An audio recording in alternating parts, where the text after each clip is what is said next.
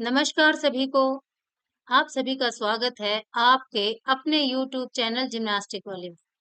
दोस्तों, जैसा कि आपको पता है, यूजीसी नेट एग्जाम से रिलेटेड टॉपिक से रिलेटेड हमारी सीरीज चल रही है और इसी कड़ी में हमारी आज की इस वीडियो का टॉपिक रहेगा मोटर स्किल लर्निंग, यानी मोटर कौशल सीखना। मोटर मीन्स मूवमेंट, गति। इसको हिंदी में हम मोटर भी कह सकते हैं, गतिज भी कह सकते हैं, गामक भी कह सकते हैं। तो चलिए शुरू करते हैं आज की वीडियो मोटर स्किल लर्निंग। कहने का मतलब है कि कैसे धीरे धीरे आप मूवमेंट सीखते हैं। मतलब कि एक बच्चा, एक इंडिविजुअल बचपन से लेकर मूवमेंट सीखता है, धीरे धीरे आफ्टर कंटिन्यू प्रैक्टिसिंग वो उसमें महारत हासिल करता है। कॉम्बिनेशन मूवमेंट सीखता है, यानी कि डिफिकल्ट और you can say complex movements भी वो सीखता है। धीरे धीरे कैसे वो इसको डे टू डे लाइफ में यूज करता है और कैसे एडवांस स्किल्स भी सीखता है। इसके मेन एस्पेक्ट्स क्या हैं, प्रिंसिपल्स क्या हैं, स्टेजेस क्या हैं, तो सभी के बारे में हम यहाँ पर डिस्कस करेंगे। Motor skill learning, the process through which individuals acquire or improve the ability to perform movements including the coordination of muscles and the nervous system। एक तरफ मैंने हिंदी में भी नोट्स बनाए हैं, एक तरफ इंग्लिश में। जिस भी लैंग्वेज में आपको सुविधा लगे, आपको ठीक लगे, उसी में आप पढ़ सकते हैं, सुन सकते हैं, समझ सकते हैं। मैं बीच बीच में दोनों में ही डिस्कस करूंगी। ये एक ऐसा प्रोसेस है, ऐसी प्रक्रिया है जिसके माध्यम से एक व्यक्ति मांसपेशियों और तंत्रिका तंत्र यानी मसल्स एंड नर्वस सिस्टम में तालमेल हासिल करता है और उसमें धीरे धीरे सुधार करता है। कहने का मतलब है कि एक्सपर्टाइज, यानी कि बिल्कुल उसमें परफेक्ट हो जाता है। The skills are essential for everyday activities ranging from writing to walking to complex actions like playing a musical instrument or participating in sports। जैसा कि अभी हमने डिस्कस किया कि धीरे धीरे प्रैक्टिस करते हुए वो अपनी स्किल में, अपनी गामक कौशल में महारत हासिल कर लेता है। चाहे उसमें राइटिंग यानी कि स्मॉल स्किल हो, फाइन स्किल हो, या फिर वॉकिंग हो। और वॉकिंग से आगे भी बढ़कर चाहे कॉम्बिनेशन या कॉम्प्लेक्स एक्टिविटीज हो, कॉम्प्लेक्स एक्शन हो। जैसे हम पहले पेन पकड़ना सीखते हैं, लिखना सीखते हैं, अक्षर बनाना सीखते हैं, उसकी बनावट में पूरी तरह से एक्सपर्ट हो जाते हैं और धीरे धीरे हम एक म्यूजिकल इंस्ट्रूमेंट भी बजाना सीखते हैं। स्टार्टिंग में जब आप कोई भी म्यूजिकल इंस्ट्रूमेंट सीखेंगे तो जो उसकी की होती है, उसके नोट्स होते हैं, उस वो बहुत ही मुश्किल लगते हैं और धीरे-धीरे पता ही नहीं चलता कि कैसे उसे बजाना सीख लिया। ऐसे ही स्पोर्ट्स में भी होता है, हम पहले रनिंग को ढंग से सीखते हैं, यानी कि टेक्निकली उसका स्टाइल सीखते हैं, उसकी टेक्निक सीखते हैं, फिर रनिंग के साथ जंप भी शुरू कर देते हैं और दूसरी स्पोर्ट्स एक्टिविटीज भी सीख लेते हैं। जैसे रनिंग जंप करते हुए थ्रो करना, रनिंग जंप करते हुए कैच करना, डाइव लगाना और धीरे धीरे कॉम्प्लेक्स स्किल्स एटसेट्रा। मोटर कौशल सीखने के मुख्य पहलू क्या है दोस्तों, इनके बारे में डिस्कस कर लेते हैं। What are the main aspects of motor skill learning. सबसे पहले इसमें है एक्विजिशन ऑफ न्यू स्किल्स, यानी कि नए कौशल जो हैं उनको सीखना, उनको अधिग्रहण करना, उनको अपनाना। When individual learning a new motor skill, he or she must understand the movements required, practice them, and refine their execution over time। देखिए, बहुत ही अच्छा ये बताया है कि पहले मूवमेंट को समझता है कि ये करना कैसे है, उसको ढंग से देखता है, ऑब्जर्व करता है और फिर धीरे-धीरे उसकी प्रैक्टिस करता है, उसे और रिफाइन करता है और पूरी तरह से उसमें इन्वॉल्व होकर उसमें वो एक्सपर्ट हो जाता है। उदाहरण के लिए साइकिल चलाना सीखने में संतुलन, पैडल समझना शामिल है। देखिए, जब हम साइकिल चलाना सीखते हैं, तो कभी हम हैंडल मोड़ देते हैं, कभी हमारे पैडल से पैर हट जाते हैं या कभी हम पेडलिंग करना भूल जाते हैं। तो इसी तरह से जब हम रोज अभ्यास करते हैं, उसमें एक्सपर्ट हो जाते हैं, तो हम स्टंट भी लगाने लग जाते हैं, यानी कि कभी-कभी हम हैंडल छोड़ के भी अपना हुनर दिखाते हैं साइकिल चलाने का। आगे है सुधार और परिशोधन, इम्प्रूवमेंट एंड रिफाइनमेंट। देखिए दोस्तों, कुछ शब्द अगर हिंदी के मुश्किल लगते हैं तो आप इंग्लिश में देख सकते हैं, इंग्लिश के अगर समझ नहीं आते तो उसकी हिंदी देख सकते हैं। बहुत ही सरल भाषाएं हैं यहाँ पर और बहुत ही सरलता से मैं समझा रही हूँ। Even after acquiring a motor skill, continuous practice leads to improved accuracy, speed and efficiency। जो अभी-अभी हमने डिस्कस किया कि कैसे गामक कौशल को, गतिज कौशल को, मोटर कौशल को हम सीखते हैं और निरंतर अभ्यास से हम उसमें दक्षता हासिल कर लेते हैं और भी ज़्यादा एक्सपर्ट हो जाते हैं। उदाहरण के लिए volleyball player or a volleyballer practice to have more faster and accurate serve। इसके बारे में भी हम डिस्कस करते हैं। आप कभी ट्राई करिए और जो ट्राई कर चुके हैं उनको ये अच्छे से पता होगा कि जब हम वॉलीबॉल का सर्व करते हैं तो कई बार हम उसको टॉस करना भूल जाते हैं, कई बार आर्म को पीछे से स्विंग करना भूल जाते हैं और कई बार हिट हमारा साइड में चला जाता है, यानी कि एग्जैक्ट बॉल पे नहीं लगता। लेकिन रोज प्रैक्टिस करने से हम इतने एक्सपर्ट हो जाते हैं कि जहां चाहे वहीं पर हमारा सर्व जाके हिट होगा। नेक्स्ट है समन्वय और नियंत्रण, यानी कोऑर्डिनेशन एंड कंट्रोल। जैसा कि नाम से ही पता चल रहा है, motor skill learning involves the development of precise muscle coordination and control, कि कैसे आपकी मसल्स का, मांसपेशियों का आपस में तालमेल हो, हाथ का पैर के साथ, हाथ का आंखों के साथ, आंखों का पैरों के साथ। मतलब कहने का है कि पूरी बॉडी का कोऑर्डिनेशन कैसे धीरे-धीरे बन जाता है और कैसे कंट्रोल करना यानी कि नियंत्रण करना भी हम सीख जाते हैं।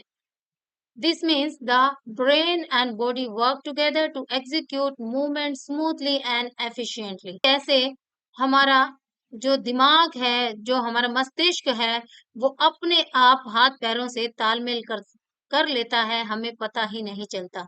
इसका बहुत ही अच्छा उदाहरण यहाँ पर दिया है। एक जिम्नास्ट समय के साथ अपने कौशल को निखारने, पूर्णता और अधिक सटीकता के लिए अभ्यास जारी रखता है। दोस्तों, मैं आपको बता दूं या आपको पता ही होगा कि मेरा जैसे कि चैनल का नाम भी आपको पता ही है, जिम्नास्टिक वाली। इसी से समझ में आ जाता है कि जरूर मैं कहीं ना कहीं जिम्नास्टिक गेम से, जिम्नास्टिक स्पोर्ट से रिलेटेड हूँ। हाँ दोस्तों, मैं जिम्नास्ट हूँ। जब हमने जिम्नास्टिक करना सीखा था, यानी कि हैंड स्टैंड बनाना, आर्क बनाना, तो हमें बहुत ही मुश्किल लगता था और जब हम सीनियर्स को देखते थे या दूसरे जिम्नास्ट को देखते थे तो हमें लगता था कि कैसे ये स्टंट कर लेते हैं, कैसे ये सोल्टो कर लेते हैं। और रेगुलर प्रैक्टिस से हमें भी सोल्टो करना बहुत ही इजी लगता था और अब ये पता ही नहीं चलता कि हम कब आंख बंद करके हैंडस्टैंड कर सकते हैं और कब आर्च बना के उठ सकते हैं। कहने का मतलब है कि अब हमें लगता ही नहीं कि हमने भी वो कभी गिर गिर के सीखा था। नेक्स्ट इसमें है मुख्य पहलू के अंदर सीखने के चरण, स्टेजेस ऑफ लर्निंग। कैसे कैसे रे सीखते चले जाते हैं, कौन कौन सी स्टेजेस को, कौन कौन से चरणों को हम क्रॉस करते हैं। As individuals progress through the stages of motor skill learning, जैसे कि cognitive, associative and autonomous, so that their movements become more fluid, automatic and require less conscious effort। वही चीज है, अलग अलग तरीके से यहाँ पर एक्सप्लेन की गई है और स्टेजेस के बारे में हम बहुत अच्छे से आगे डिस्कस करेंगे कि एक स्टेज, दूसरी स्टेज और तीसरी स्टेज को पार करते हुए हम कैसे एक्सपर्ट बन जाते हैं, ऑटोमेटिकली हमारे मूवमेंट्स होने लग जाते हैं। नेक्स्ट जो पहलू है, that is feedback and adaptation, प्रतिक्रिया और अनुकूलन।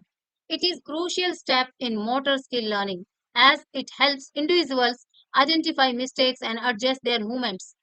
It comes from internal sources such as sensing that a movement feels wrong, और external sources की अगर हम बात करें, दैट इज कोचेस गाइडेंस और टीचर्स गाइडेंस। कहने का मतलब है दोस्तों, जब वो चीज हम अच्छी तरह से करने लग जाते हैं तो उसके लिए हमें फीडबैक भी चाहिए।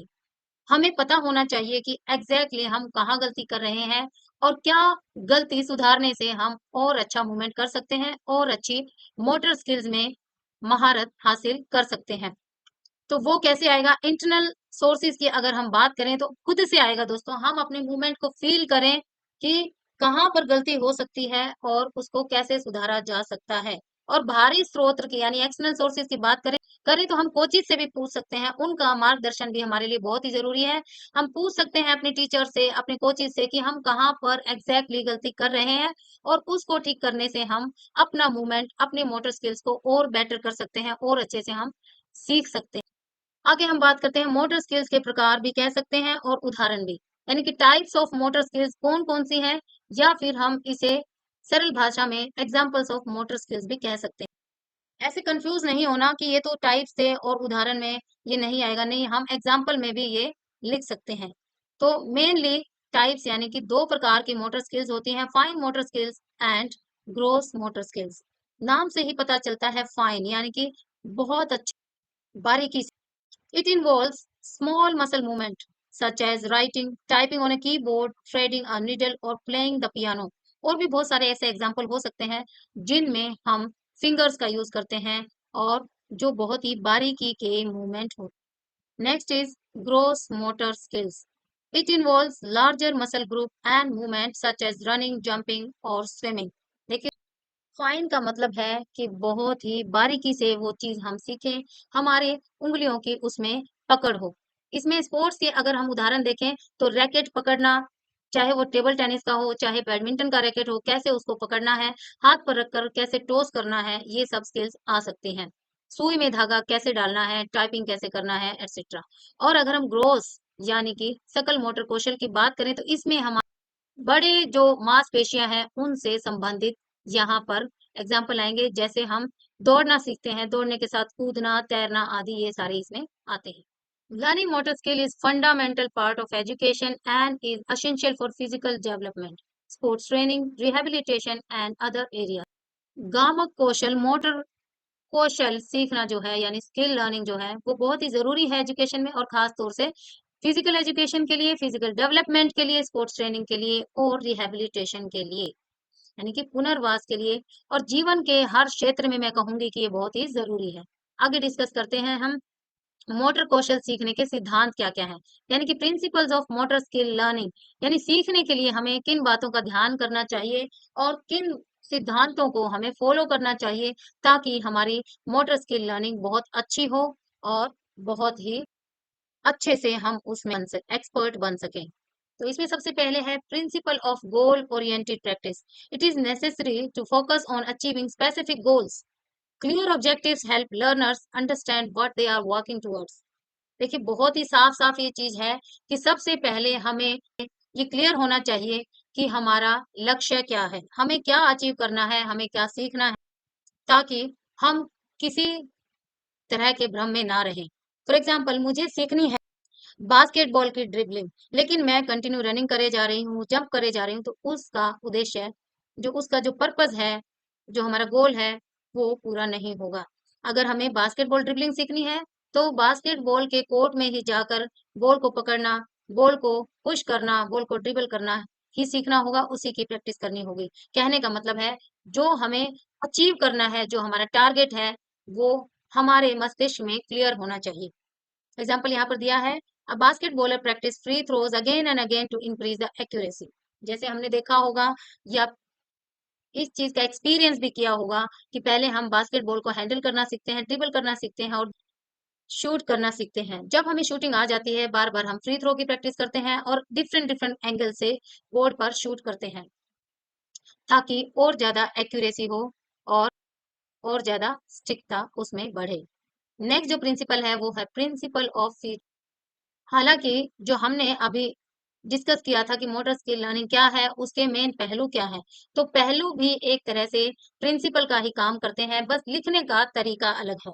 वहां हमने लिखा कि फीडबैक हमें करना है, लेकिन यहाँ हमने लिखा कि प्रिंसिपल ऑफ फीडबैक। कहने का मतलब है कि फीडबैक टाइम टू टाइम हमें लेना चाहिए, ये चाहे इंटरनल हो चाहे एक्सटर्नल हो, बोथ।